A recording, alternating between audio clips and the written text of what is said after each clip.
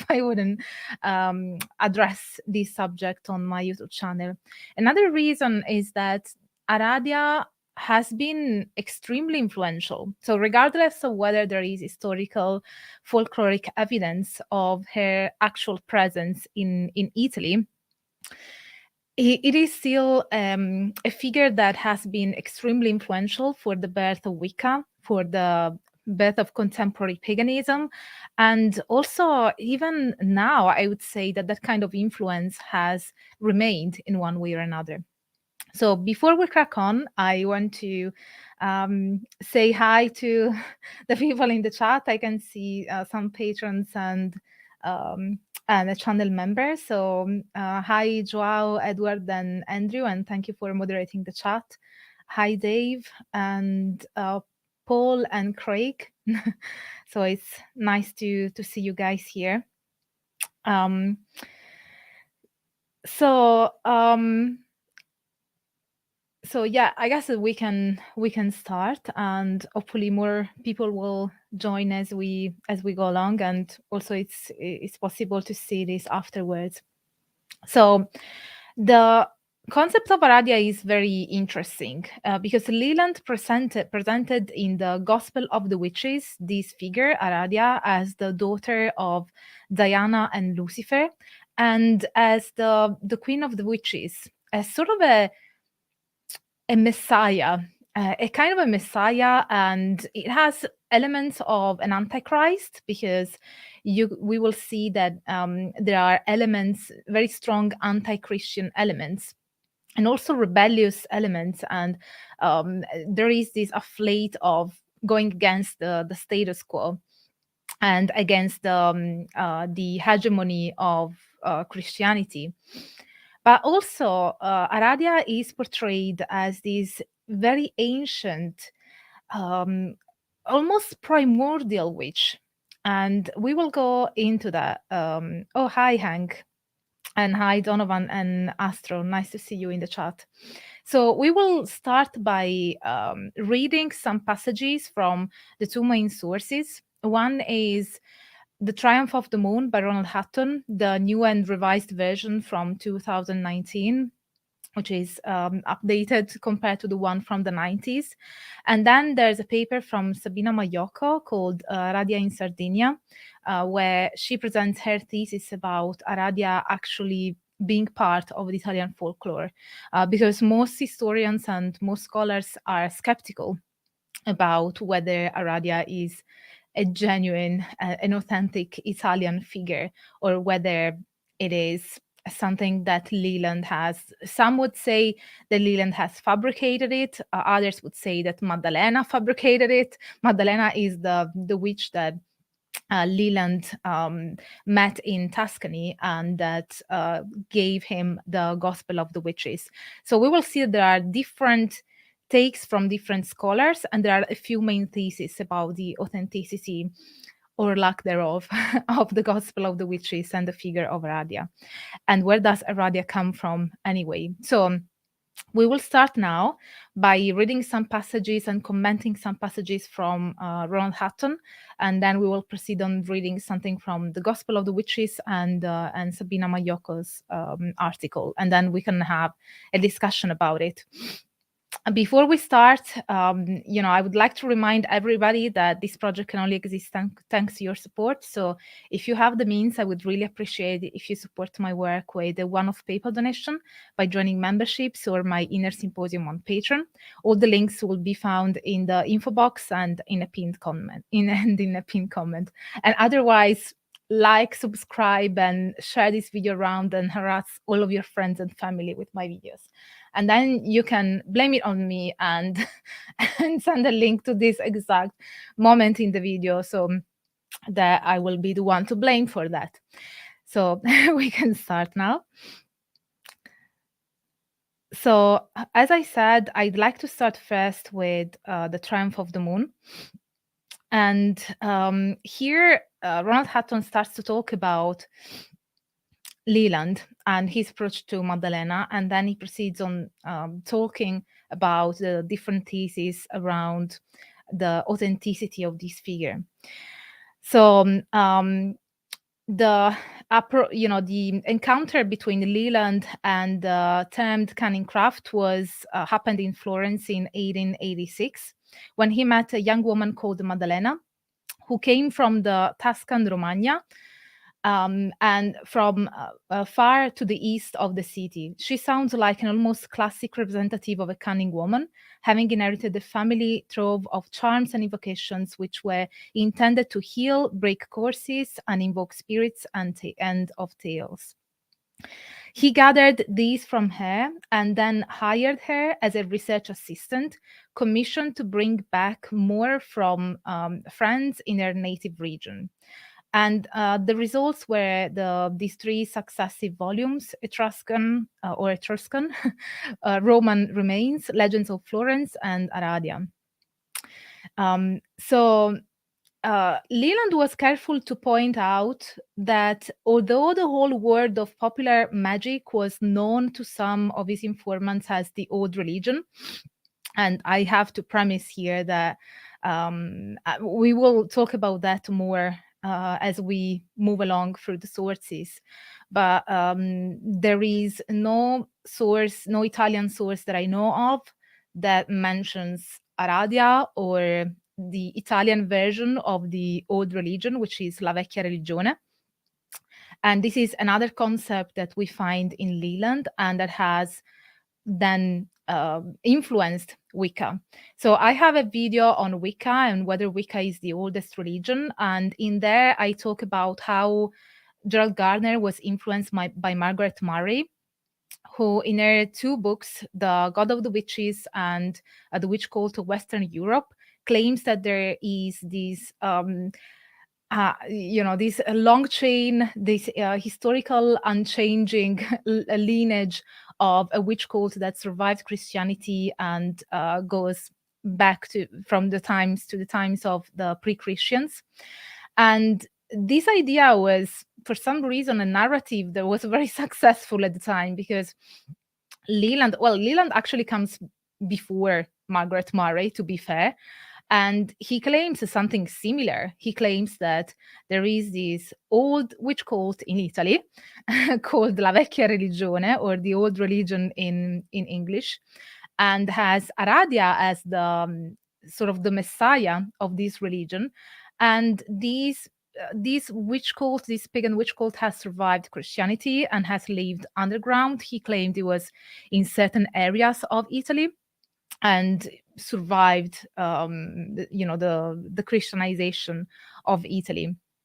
But as Ronald Hutton says, he was quite careful to point out that even though the whole world of popular magic was known to some of his informants as the old religion, and as I say, there are no folk records of that, beside Leland, who was an amateur folklorist, by the way, it did not really adapt to a religious system.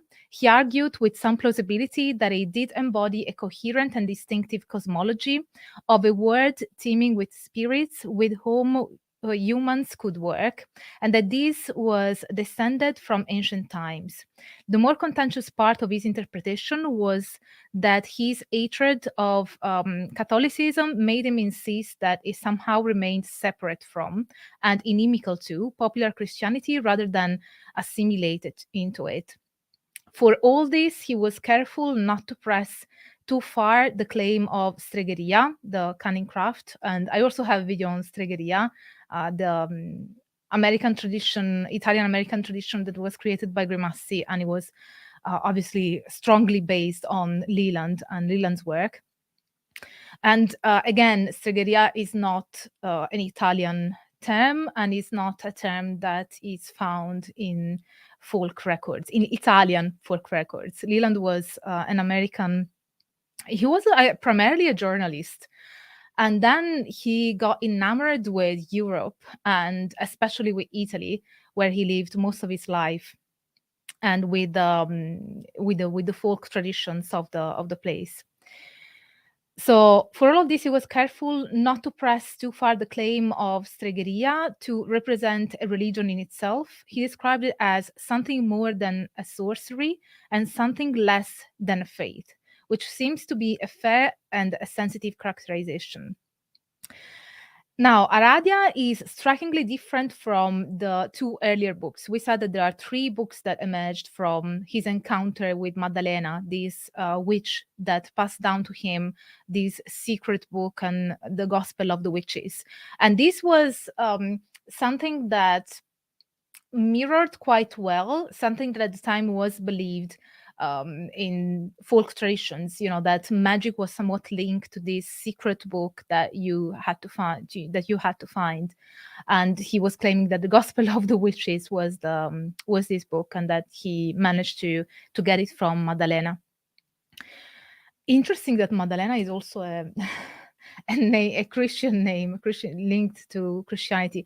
Actually, this whole thing is somewhat linked to Christianity, as we will explore as we go along, which is interesting because he claims so strongly that this is a tradition. This witch cult in Italy, the Stregheria, is a tradition that survived Christianity and remained completely separate from Christianity. But there are so many elements that actually link it to Christianity, as we will see. So Aradia is different from the earlier two books, because it tries to represent the publication of a single manuscript, the Evangel or Gospel of a secret religion of witches. In his appendix, Leland told how he had heard rumors regarding the existence of such a work since he became interested in Italian witchcraft in 1886, which would certainly conform well with English parallels, such as the belief that witches and cunning folk had a book which was the source of their power. That's what I was mentioning. And he went on to say that he repeatedly urged Maddalena to obtain a copy of it for him, and that on New Year's Eve of 1897, she handed over the manuscript, which he now printed for the first time. By the date, she had long moved out of her native part of the Romagna in her search for material for him, and claimed to have found the necessary information in the Elsa Valley, which lies in the Tuscan mountain of near Siena. So let me see if there are any questions so far, because when I'm reading, I can't actually see the chat, so I always have to check. So this is kind of the premise that we see here. Then we have that, interestingly, Leland got rid of the fact that Aradia was apparently a figure from Christian and not pagan mythology by suggesting that she was not in the that she was not the New Testament queen, but an ancient Semitic goddess of the same name. Because one of the things that we will also explore further is that Leland equates Aradia with Herodias, that is found in the New Testament of the Christian Bible, and is interesting because even though the reference, and we will see later that the history of how Herodias came associated with witchcraft and with Diana and with all the mythology that surrounds Leland's work, is actually very Christian and clearly linked to the New Testament. But he claimed that it was actually because the claim that Leland was putting forward is that this tradition, Stregheria, was untouched. Not only was pre-Christian, not only was the old religion, but also it was untouched by Christianity, part of an unchanging lineage that goes, the same claim that we find in Margaret Murray. It's very similar. This idea of a witch cult, a fertility cult that goes back from before the times of Christianity and kind of remains underground or somewhat untouched by Christianity. So he claims that that actually Aradia is not the Herodias from the New Testament, but an ancient Semitic goddess of the same name. But there is no evidence that he provides for this derivation, nor for how a Semitic goddess had been transplanted to Italy, nor even for the former existence of this deity.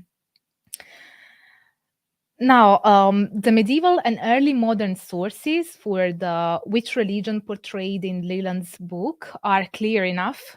Their origin point is the popular traditions of the night flying retinues of spirits led by a superhuman female who was known by many local names, but most commonly to churchmen and eventually in popular tradition as Diana and Herodias. Many people over the centuries, especially women, claim to have roved with them and learned magic from them, which enabled their establishment as the equivalent of the British cunning folk. These traditions were recorded from the 9th century onward and eventually spread over a large area of Central Europe, extending south into Italy.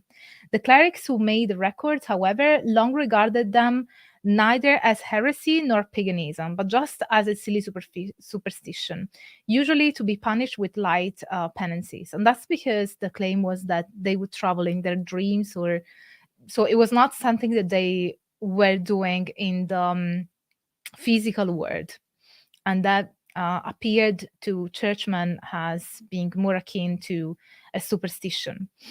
The witch religion in Aradia is simply the late medieval satanic version that the inquisitors made of the Diana and Herodias tradition, with the sympathies reversed.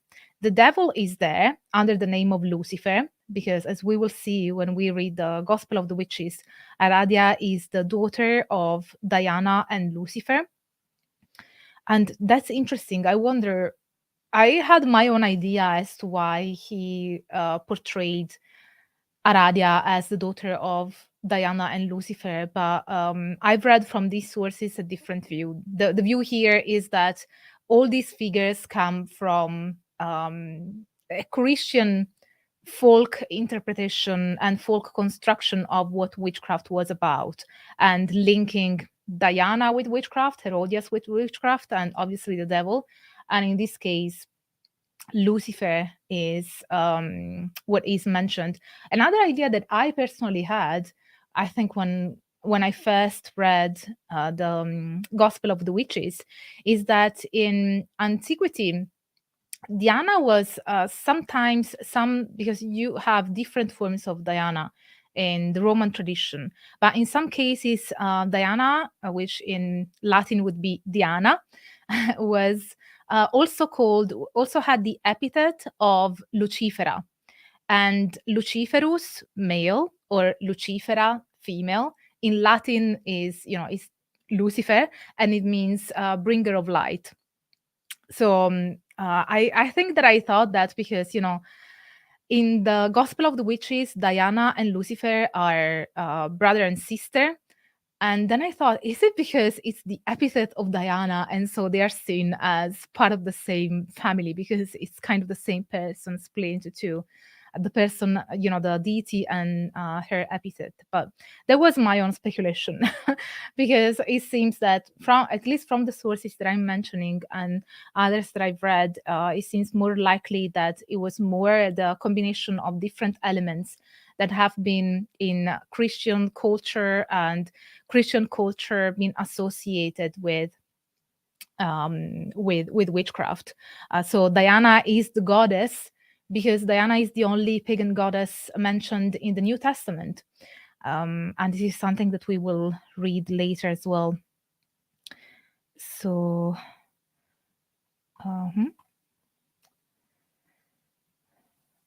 Thank you, Jeanette. I was looking at the chat. If you want to make sure that I answer your question, I would really appreciate it if you were to super chat it. I think that I better. No, it's not allowing me to move this to the second screen. Anyway, let's go back to the reading.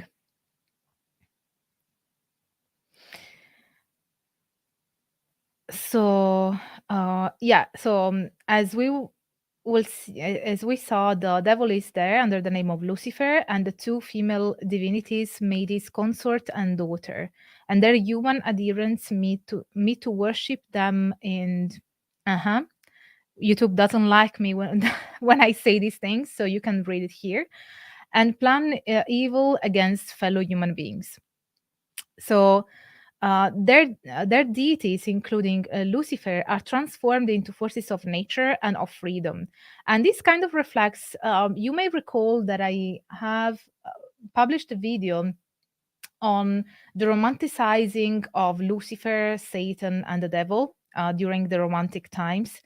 And Leland was quite a subversive chap because he was somewhat involved in the and yeah, I think that I read that he was very keen on the French Revolution, and so he had a kind of revolutionary mindset, and it is, in my opinion, quite evident in his work that he has this um, how can I put it? It's like he's not particularly keen on the status quo and the power in charge.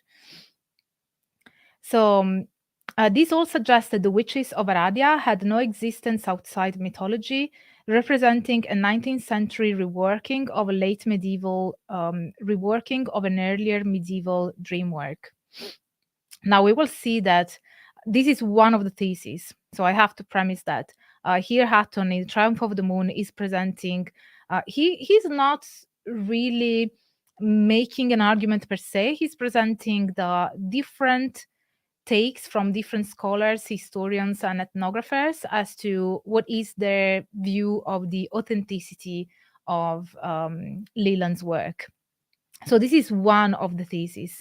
Then the second one is that the Vangel, in Italian it would be Vangelo, the Gospel of the Witches, was partly concocted by Maddalena to satisfy an employer who ardently wanted to possess the legendary witches' gospel. And Aradia was to some extent, according to these theses, the concoction of Leland himself. And there could be no doubt that he had a reputation, even in his lifetime, for being an unusually unreliable scholar.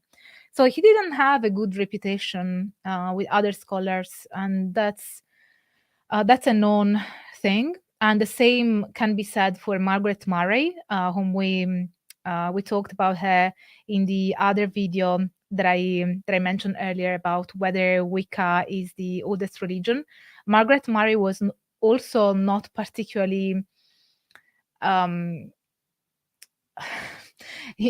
she, her works didn't have a scholarly consensus, not even in her own time. But the one person that truly and fondly believed in Margaret Murray's work was Gerald Gardner. But even at the Folklore Society, it wasn't, her work was not really considered to be sound. So that's an interesting thing to also point out.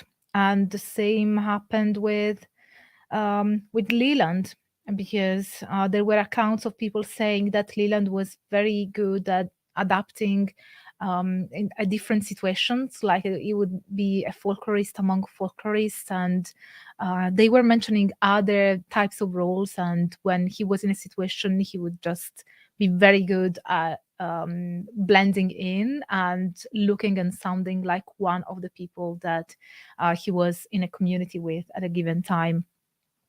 But we don't want to do an ad hominem here, which is a logical fallacy where you assume, you evaluate an argument based on the person, and we need to evaluate arguments or claims, historical or otherwise, based on the claim itself, not on the person. But it is a good background. It's good background information.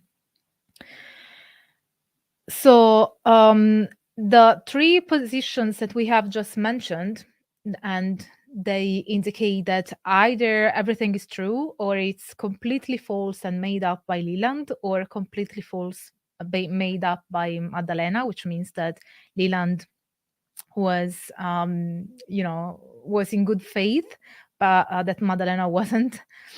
These three positions are quite extreme, according to Hutton, and it is quite possible that truth lies in some combination of them.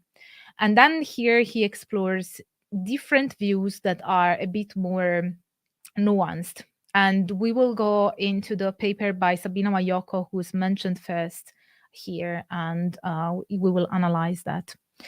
So Sabina Magliocco, who did not think that an actual witch religion lay behind Aradia, suggested, however, that it was possible that he or Maddalena had collected a 19th century version of the medieval legend of Diana and Herodias. And we will explain that further because we will look at the specific paper. Marion Gibson, who inspected Leland's papers and noted that he had left among them an English equivalent to Aradia, a manuscript purporting to be the grimoire of a medieval or early modern Yorkshire cunning woman, but written by Leland himself and incorporating information on magic from sources derived from both periods. She also noted that he wrote poems in which he strongly identified with witches, and that the manuscript of Aradia in his archive is in his handwriting. And we should note here that according to Leland, the manuscript of Aradia was handed to him by Maddalena in her handwriting, and she was Italian, according to him. She added that the Italian in which it is written has errors that would not be made by a native speaker, and I can definitely confirm that. And it's not like Italians don't make grammatical mistakes. Obviously, everybody in their own native language can make mistakes, but the mistakes that you find in Aradia are mistakes that a native speaker wouldn't wouldn't do. You know, there are certain specific mistakes that native speakers do and non-native speakers do, and it's quite clear the difference. And so, for instance, one thing that I noticed in Aradia is that the concordance between masculine and feminine is incorrect. So that you have like the the adjective in masculine and the noun in feminine, things of this sort. And these are things that only a non-native speaker um, could do, because Italian native speakers make different types of mistakes, more with verbs and especially a different a specific tense, but not this one, because that's more intuitive. I mean, putting together a female article with a female adjective and a female noun is something that you instinctively do as an Italian native speaker. Gibson ultimately left the question of authenticity open. Juliet Wood, an expert in folklore, who concluded that this is another thesis that we have, concluded that Aradia was not copied from a stable written text, a gospel, but from various pieces of genuine Italian folklore on which Leland or Maddalena had imposed the alien structure of a specific witch cult. So in this case, the thesis is that Aradia was put together in a way as to convey the sense that there was a witch cult behind it, but elements of what are found in Aradia are from Italian folklore, according to these theses. And the conclusion that Hutton gives here is quite interesting. He says, all these together seems to represent, with both editions of the present book, because I said this is The Triumph of the Moon, the second updated edition from 2019, a current scholarly consensus that Aradia does not describe a genuine Italian witch religion, while failing to clinch the matter of how it was written and by whom. So, as you can see, there isn't really an agreement among scholars. I mean, there is an agreement on something. So, the agreement is that Aradia is not describing a genuine witch religion. And I will also give you my take on that. But what is uncertain is whether there are elements from. Oh, here I am. What is still up to debate, and different scholars have different views, is whether elements of Aradia come from genuine Italian folk traditions, or whether it is everything is concocted, or everything is came from out of the imagination of either Maddalena or Leland. So I think that it's interesting that here there's the portrayal of an Italian witch cult. One thing that always comes to mind to me is that Italy is a very young country. So an Italian witch cult would imply, first of all, the existence of Italian, which is Italy. And Italy was, the unification of Italy is pretty recent. It's late 19th century, around the time of Leland, really. So, yeah, I guess that probably I'm also curious as to why he was so interested in this Italian folk tradition. And perhaps it might have been because he had a similar interest as Margaret Murray in trying and identifying a pagan witch tradition that dated back from before the times of Christianity. And since Italy is famous for its Roman and Greek heritage, which was pagan, maybe that's why he was looking into that in Italy.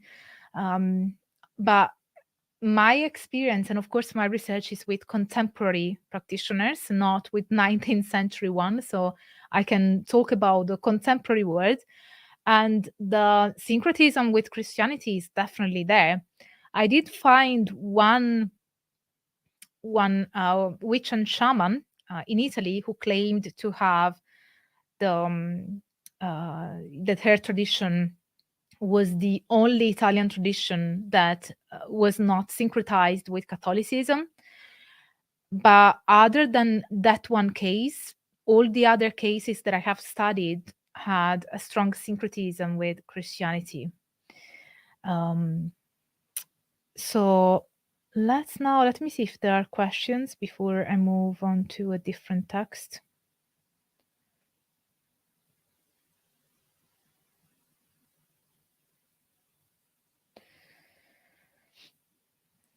So Starpunk Zero is asking, would it be a fair assessment to conclude that Leland created the paganism in Aradia to hide the Catholicism in the magic traditions he found interesting? Well, that's a big claim, and I'm not comfortable saying that. I think that there are elements from Leland's work that are potentially linked somewhat to Italian folk traditions, but the way he presented them is uniquely Leland. I'm not familiar with any Italian folk record that would portray a tradition like that, or Aradia as the daughter of Diana, and Lucifer. So I'm quite skeptical about the authenticity of what Leland suggests to be an Italian folk tradition. As you saw, there is definitely a consensus that what is written in Aradia does not reflect an Italian tradition. What is up to debate still among scholars is whether there is still some connection with other folk practices, folk traditions, and folk beliefs.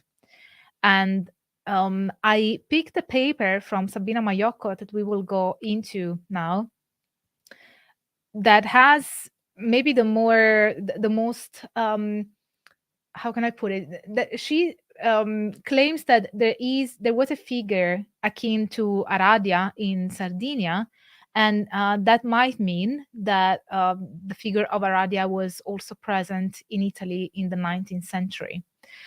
So that still does not imply that what is portrayed in Aradia, that kind of tradition, is an Italian witch cult, an Italian tradition. It might mean in the case one agrees with Sabina Magliocco's theory, that there might be some links in the folklore to what Leland has presented in Aradia, the Gospel of the Witches. So now I will show you that paper and we will read and comment it.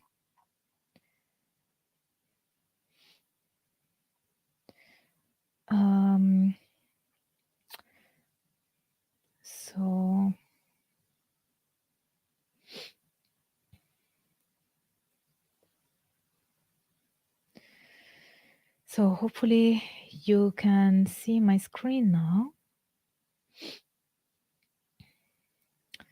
Okay, so this is the paper that I was talking about.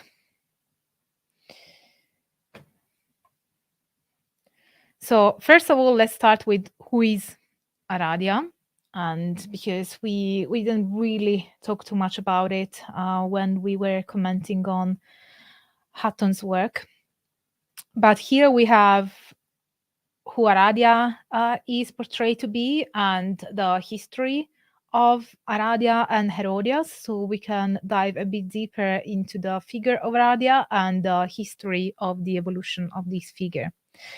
So Aradia is arguably one of the central figures of modern pagan witchcraft revival, and that's something that I mentioned earlier as well.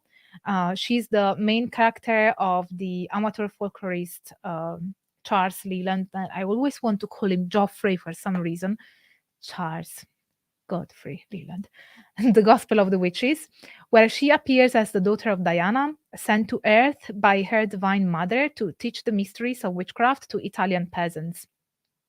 Gerald Gardner was certainly influenced by Leland in his creation of modern pagan witchcraft, particularly in the use of the name Aradia as the principal goddess of the craft up until the 1960s. And his priestess Doreen Valiente based the charge of the goddess and possibly the most widely diffused piece of Wiccan liturgy on materials from Leland's Aradia.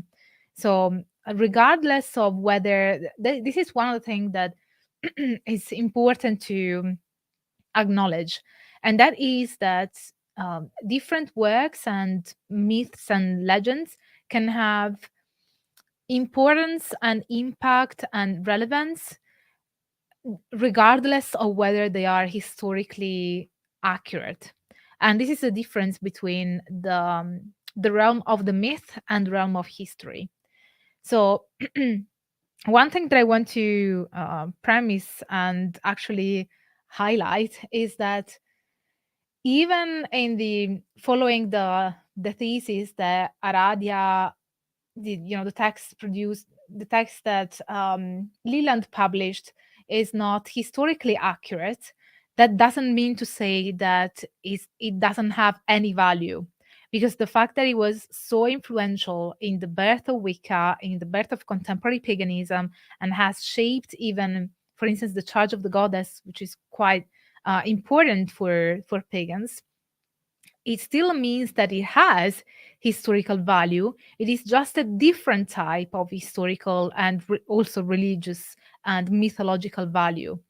The historical value of something can also be in how that text has shaped something that has been influenced by it.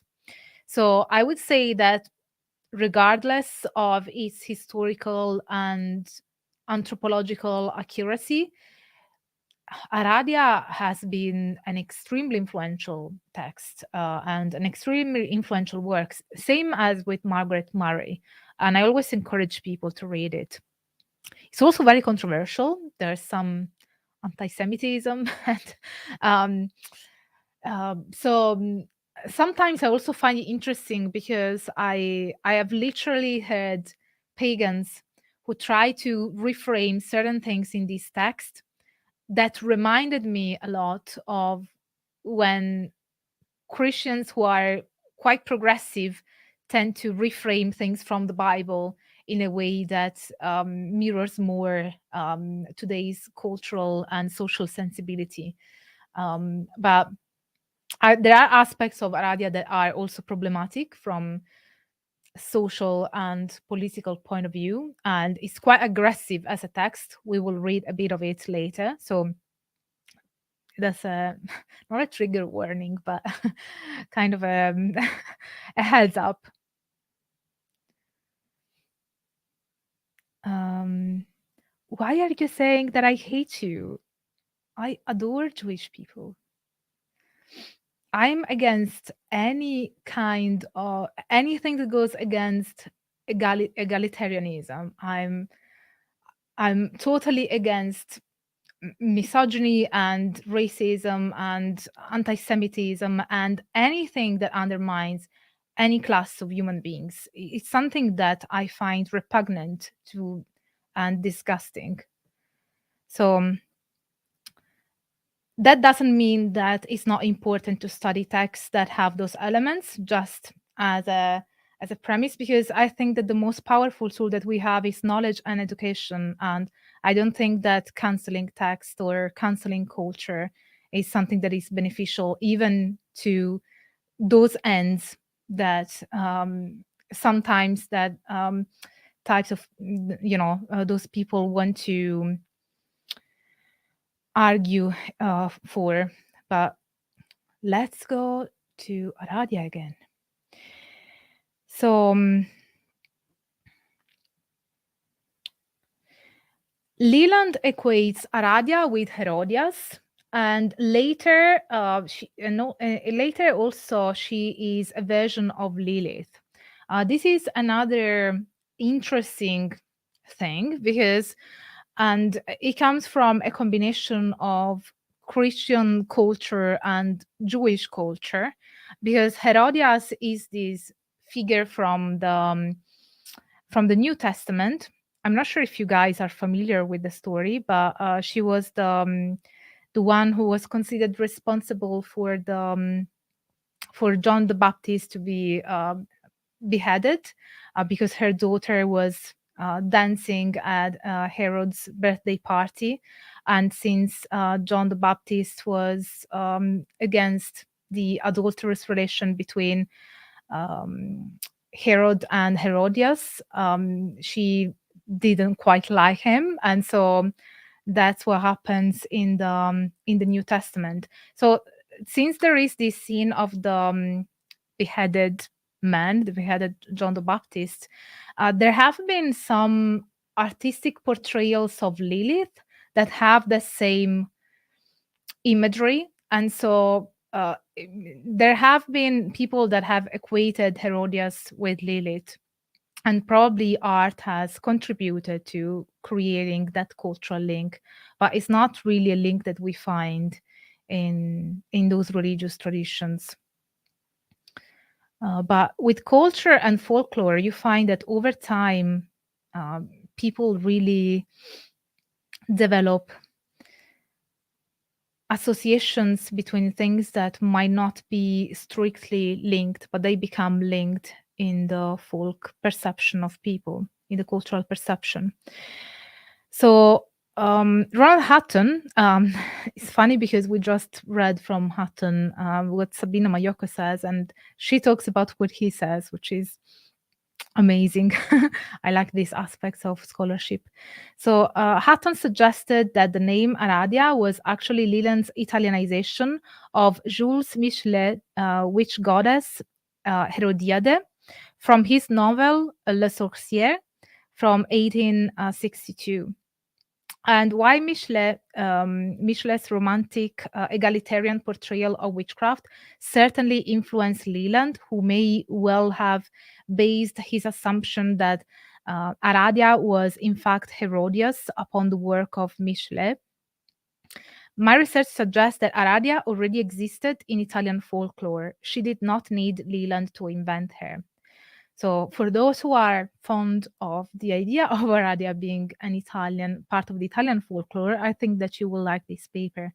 I will leave the references in the info box. So if you check it tonight or tomorrow, you will definitely find them. So The presence of Aradia in Sardinia as late as the 1980s illustrates the tremendous conservatism of this legend, even as it also fully adapted to a Sardinian context and blended with indigenous legend material. So I can give you a summary first before we keep reading that. But what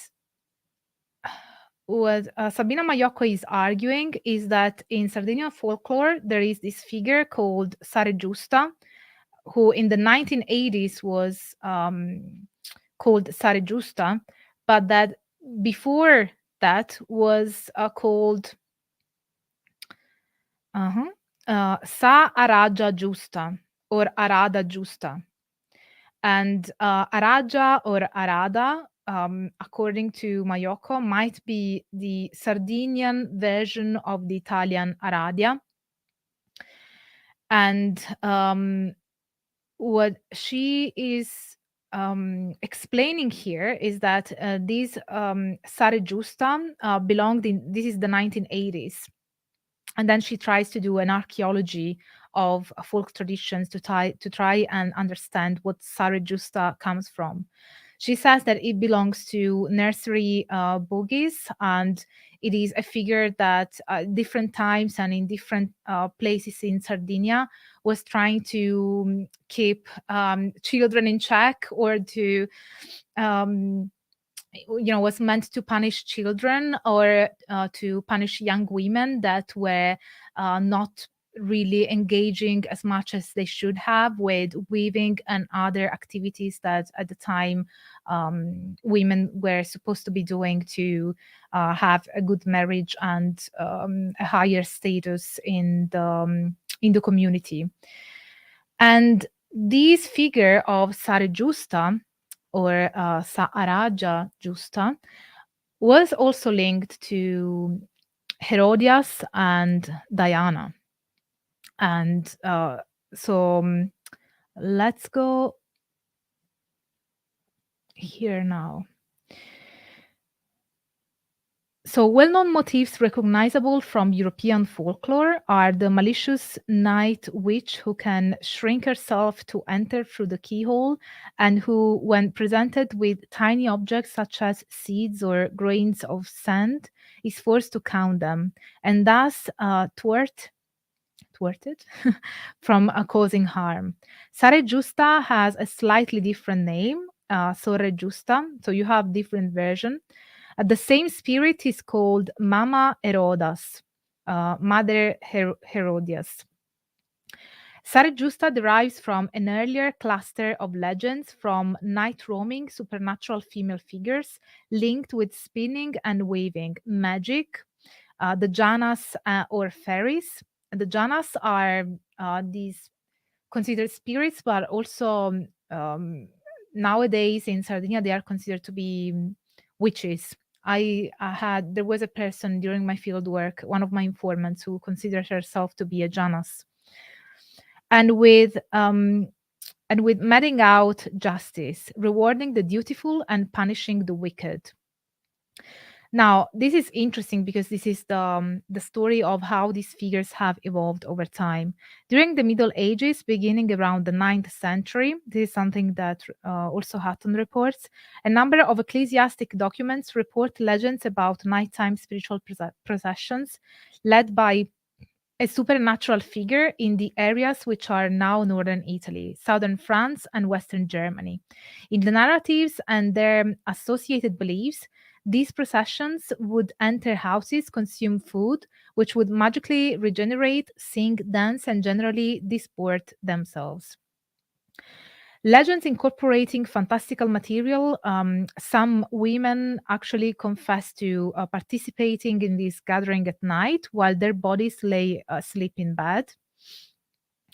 And then believers refer to the leader of the spiritual assemblies by a variety of names, including Madonna Oriente, Milady of the East, La Signora del Gioco, the Lady of the Game, Richella, or Riki, the Lady of Riches, Abundia, Satia, Holda, Perkta, bensotia, from Latin bona socia, the good associate, or bensoria, from Latin bona soror, the good sister.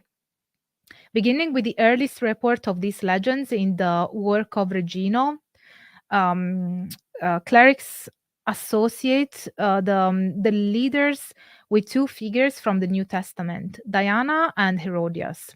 Regino complains that many believe that Diana is a goddess or a queen who holds 1/3 of the earth under her charge.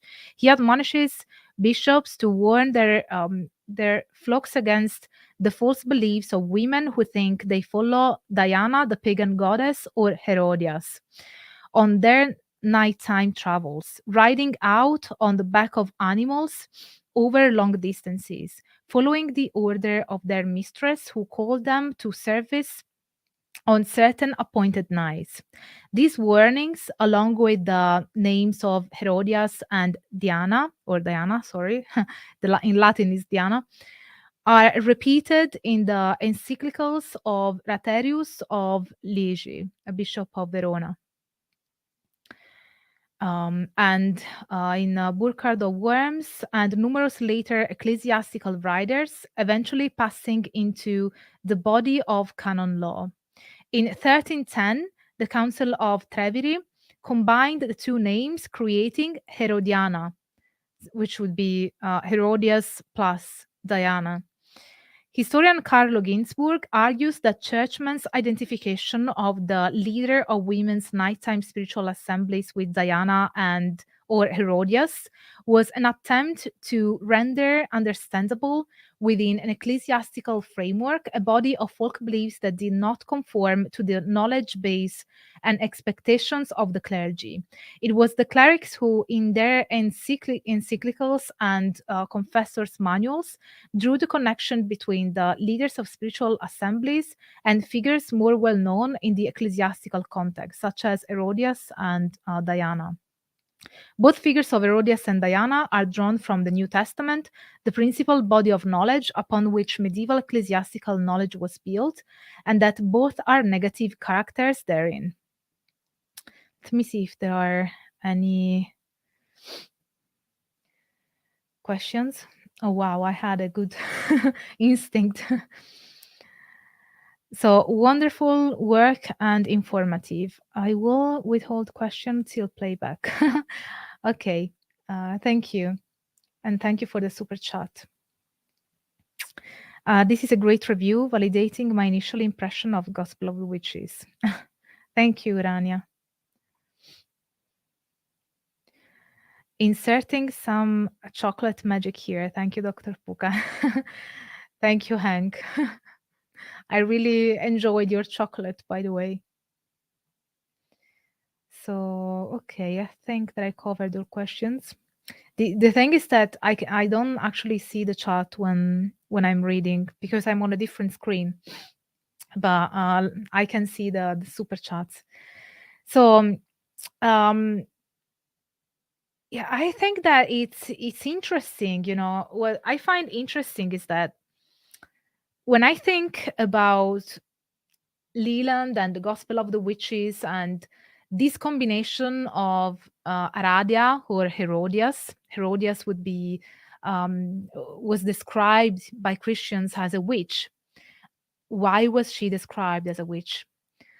Well, she was responsible for the beheading of John the Baptist, but she was also a woman, and you have that sense, and we have talked about that in the past on the channel, that witchcraft has very often in history, and not just by Christians but more generally, Christian is often a term of othering. This is religious studies parlance.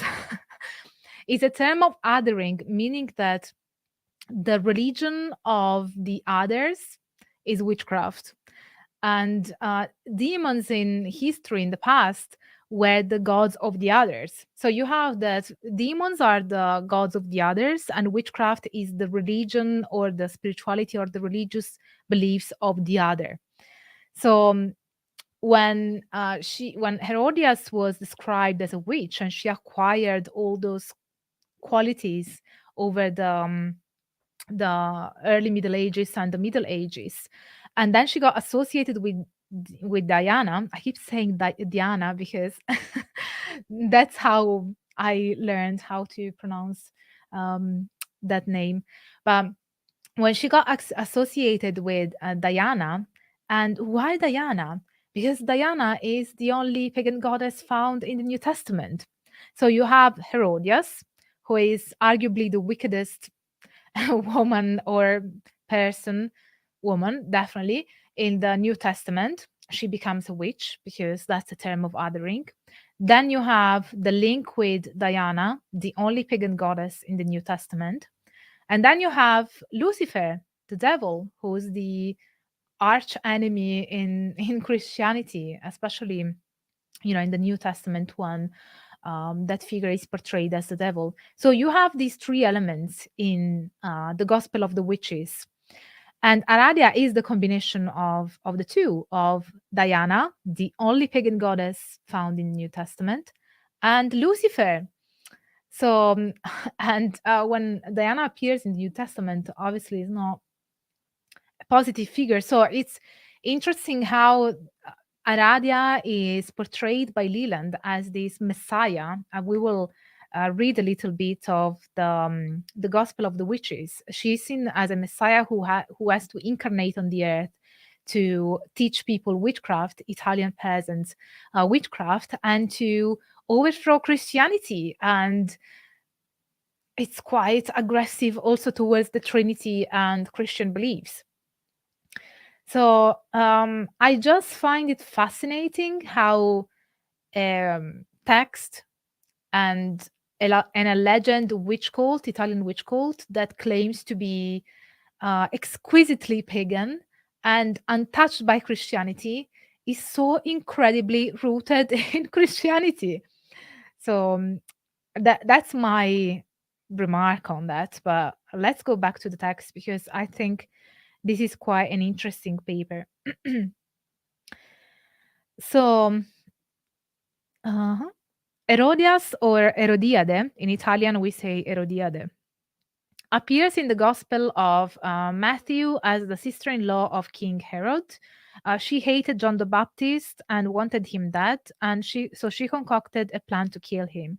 She persuaded her daughter, Salome, to dance for Herod in exchange for the head of the saint, and the plan worked. Several early Christian legends explain how when Salome saw St. John's head brought before her, she began to weep and repent her sin in a fit of remorse. A gust of wind issued from the saint's mouth and blew the famous dancer into the air, where she is condemned to wander forever in penance. I actually translated a piece from Old Italian for Ronald Hutton that has that that element. Anyway, I just remembered that.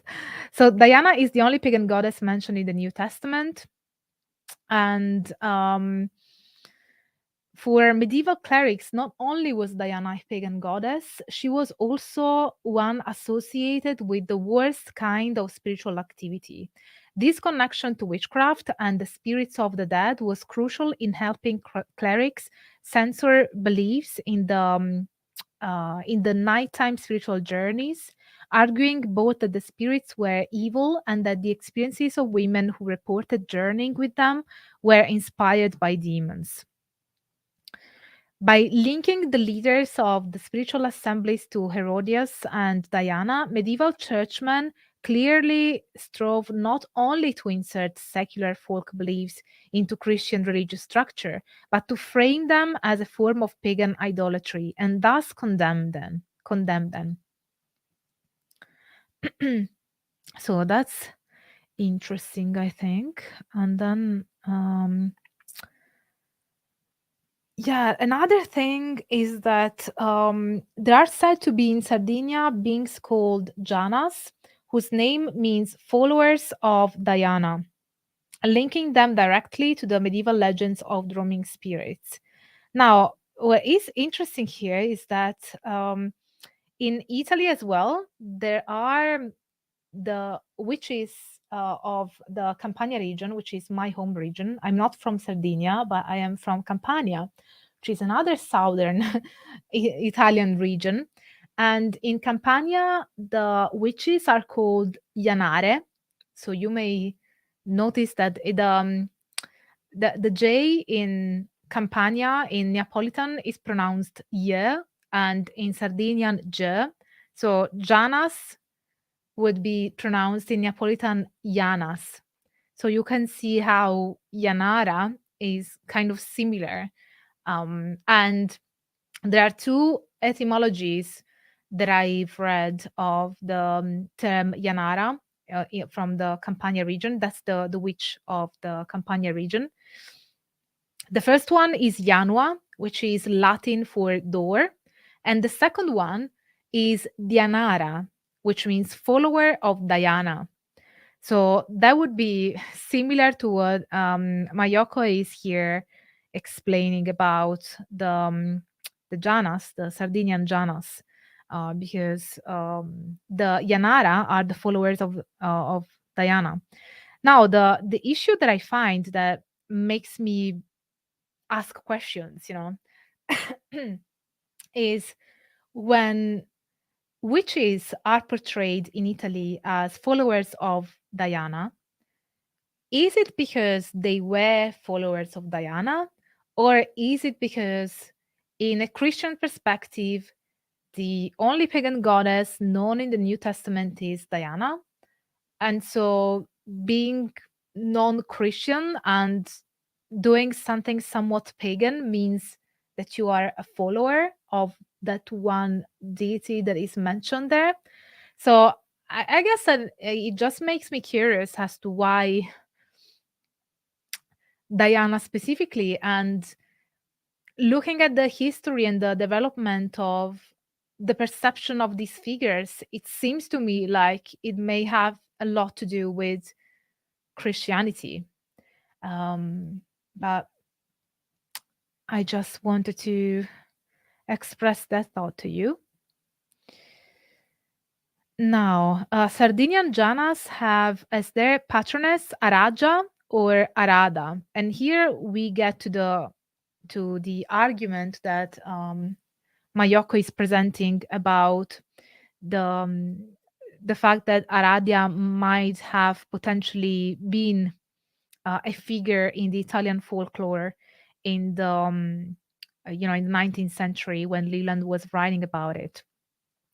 Because in Sardinian folklore, the patroness of the Janas, who, as we just said, are witches, also fairies and spirits, but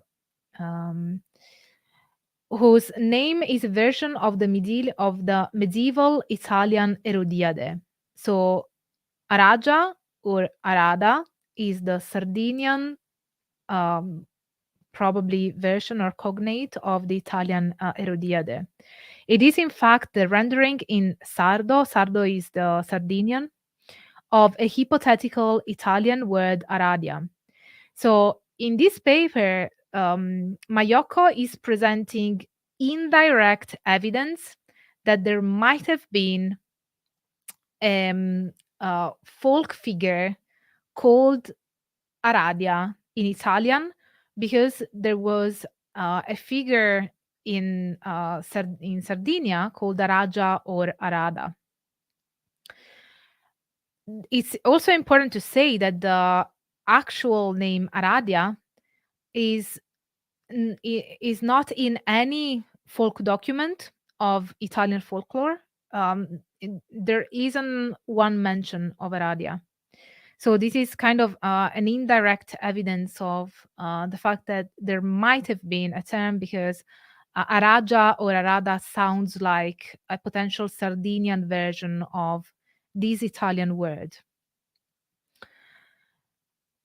So that's the argument that Mayoko puts forward. At some time, a character called Aradia must have existed in Italian folklore, and that when her stories were brought to Sardinia, her name, as well as details of her legend, acquired a Sardinian flavor. In some cases, the leader of the Janas is called Saraja Demoniu, Aradia the demon, a reflection of the demonization of the legend at the hands of medieval clerics. If Saraja Demoniu is the leader of the fairies, it is not an unreasonable leap to hypothesize that at some point in Sardinian legendary, this figure split into two, acquiring a counterpart who was not demonic but righteous, rewarding industriousness and punishing laziness in young women who were spinning and weaving. The name of this spirit was Saraja Justa, the just Aradia. And here we have the likely antecedent of Sarijusta. Sarijusta is the figure that Mayoko has reported from the 1980s, and Saraja Justa is probably the antecedent. If you see these things here, it's because this is a preprint. Usually, scholars are allowed to publicly post the preprints, but not the published version. Legends of Herodias and Diana most likely entered Sardinia during the 12th and 13th century, when the city-states of Pisa and Genoa vied for control over the island. This was exactly the time during which these legends were widely diffused in continental Italy, and when clerics were writing encyclicals warning against the dangers of believing these tales. In fact, it is not unlikely that it was through the influence of clerics themselves that the legend was imported. By the 15th century, it could be found in Sardinian confessionals. I think that I've read, yeah, this is the last part that I wanted to read from this paper. By the 19th century, Herodias and Diana, as leaders of the Ladies of the Night, had vanished from Sardinian oral tradition, replaced instead by the Joviana and Sarejusta, who helped industrious girls fulfill their obligations but threatened lazy ones with brutal retribution. At some point, there was a character known in Italian folklore as Aradia, derived from medieval legends of Herodias and linked with night flights, entry into homes, spinning, weaving, and magic.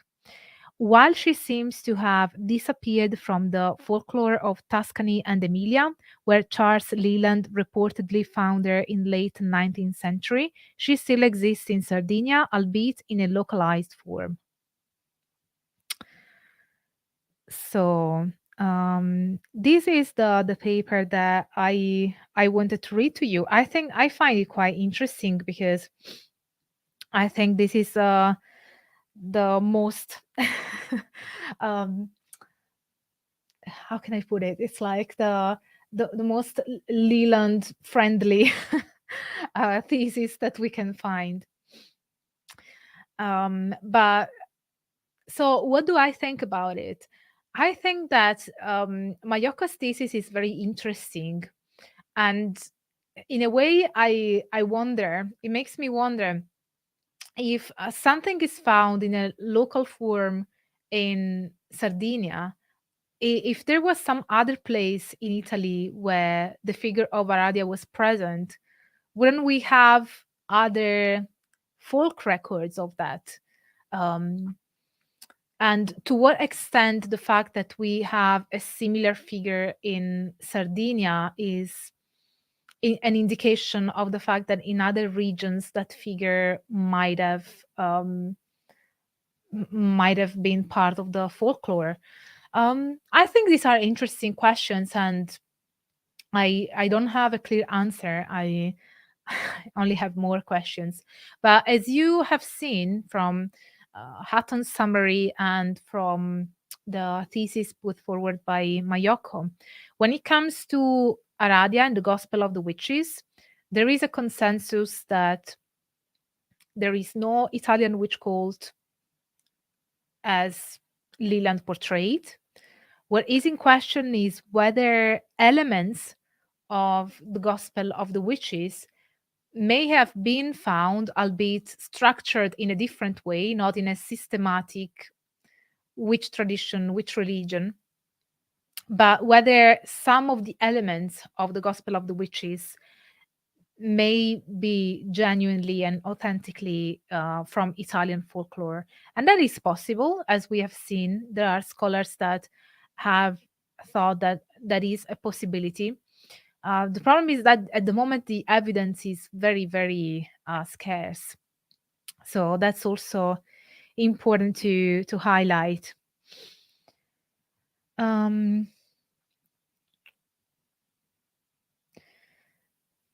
Urania is asking, did Dr. Puca say Diana was a goddess in the Old Testament? I missed that point. In the New Testament, of the Christian Bible, Diana is mentioned.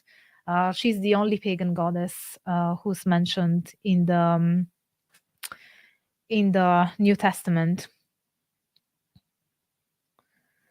And that's the part of the Bible that is particularly important and relevant for Christians, especially for Catholics, since we're talking about Italy. So let's now look at the actual text, shan't we? I can't believe it's already been an hour and 15 minutes. I hope you guys are still interested, but we are heading towards the last part. So I'm not gonna read the entire Gospel of the Witches, but just part of it. Let me just.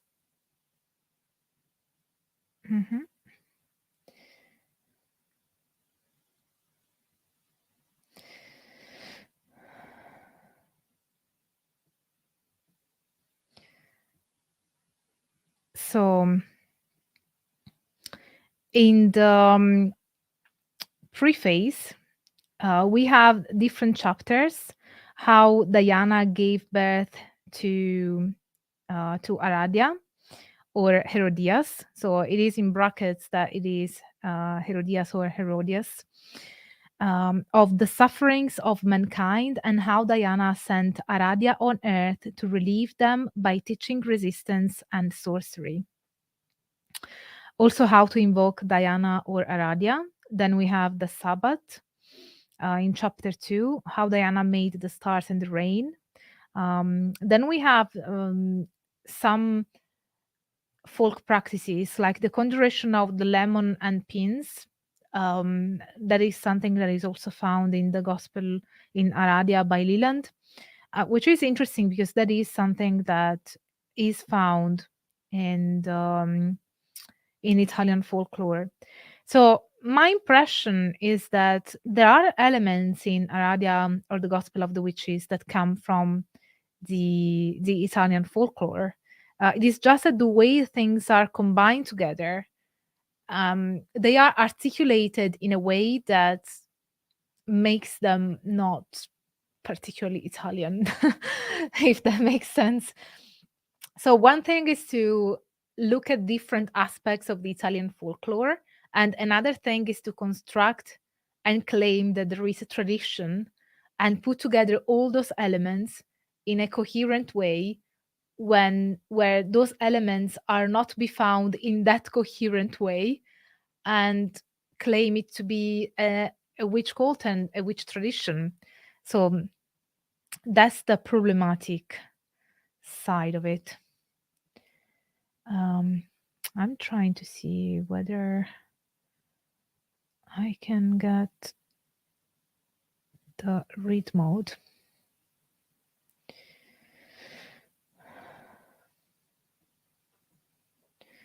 So let me see if you can see. Okay, now you should be able to see it. So this is the part that has inspired the charge of the goddess, and also Wicca more generally, the idea of the Esbat. I think I mentioned in the past that and also in a Magus lecture that I did on Wicca, the idea of the 8 Sabbats and the monthly Esbats that Gerald Gardner combined in Wicca and the way he conceptualized them come from a combination of Margaret Murray and Leland. In Margaret Murray, you find the idea that witches celebrate Sabbats and Esbats. It's just that Sabbats are more public and Esbats are more private. But they are numerous and they are not restricted to 8 Sabbats and an Esbat each month when there is the full moon. Whereas the idea of celebrating every full moon comes from Leland, as we will see. So when I shall have departed from this world, whenever ye have need of anything, once in the month, when the moon is full, ye shall assemble in some desert place or in a forest all together join to adore the potent spirit of your queen, my mother, great Diana. She who learn all sorcery, yet has not one its deepest secret, then my mother will teach her in truth all things as yet unknown, and ye shall all be freed from slavery, and so ye shall be free in everything. And as the sign that ye are truly free, ye shall be naked in your rights, both men and women also. These shall last until the last of your oppressors shall be dead, and ye shall make the game of Benevento, extinguishing the lights, and after that shall hold your supper thus, and then it continues. And then you have the Sabbath here, but let me go back to StreamYard. It's a bit difficult to juggle between the different windows. So that has inspired Wicca and the Charge of the Goddess. Other elements that you find, also the skyclad, not that Gardner needed any convincing on that, but you also find here the idea of skyclad that you find in Wicca. So there are other parts of the Gospel of the Witches, if you read it, where Aradia is portrayed as a messiah who has come to the earth in a similar fashion as Jesus. You know, she's kind of divine, but she was incarnated on the earth.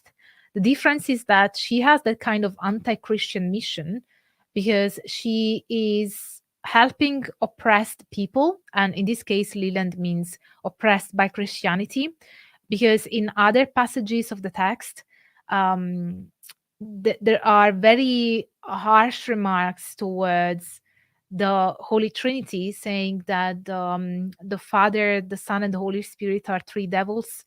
And so there is this very aggressive anti-Christian sentiment throughout the Gospel of the Witches and in Aradia's role. So Aradia is very subversive, and she has the role of teaching witchcraft to the purpose of overthrowing Christianity, it seems, and also to regain power for people who are oppressed.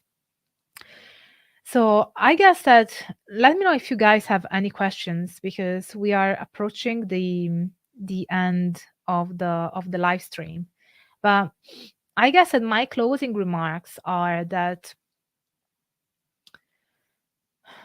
so what is portrayed by Leland in Aradia, the Gospel of the Witches, is definitely not an Italian witch cult. It's not an Italian witch tradition. There might be elements, including Aradia, as Magliocco suggests, that come from the Italian folklore, but that is not the same as to say that that is one tradition, that it is one tradition the way it is portrayed. Also, I find it interesting how he portrays this alleged Italian old religion, la vecchia religione in Italian, how he portrays that as something that has survived Christianity, is untouched by Christianity, and you see so many elements from that are rooted in Christianity, in Christian folklore, in the Christian religion. I mean, why Diana as the goddess? Okay, there might be other reasons, but Diana is the only pagan goddess in the New Testament. And then you have Lucifer, who is a figure that is linked to Christianity. And then you have Aradia, who is Herodias, because in the text he says Aradia and then, or Herodias, who is from the New Testament, even though he claims that it's a Semitic goddess. But it's just so Christian, you know. If you, to me, it just seems like exquisitely Christian for something that claims to be a surviving pagan tradition untouched by Christianity. But that, you know, I've presented the sources and I've told you what my conclusions are. I still think that it would be interesting to see whether there are other elements of Italian folklore. I think that it is likely that there are. I think that the way Aradia was written and published is in a way where it's, um, you know, you can kind of believe that it is Italian. So there are elements that make it easier to believe that it might be Italian, but they are put together in a way that is very Leland, if that makes sense. So let me see if there are other questions.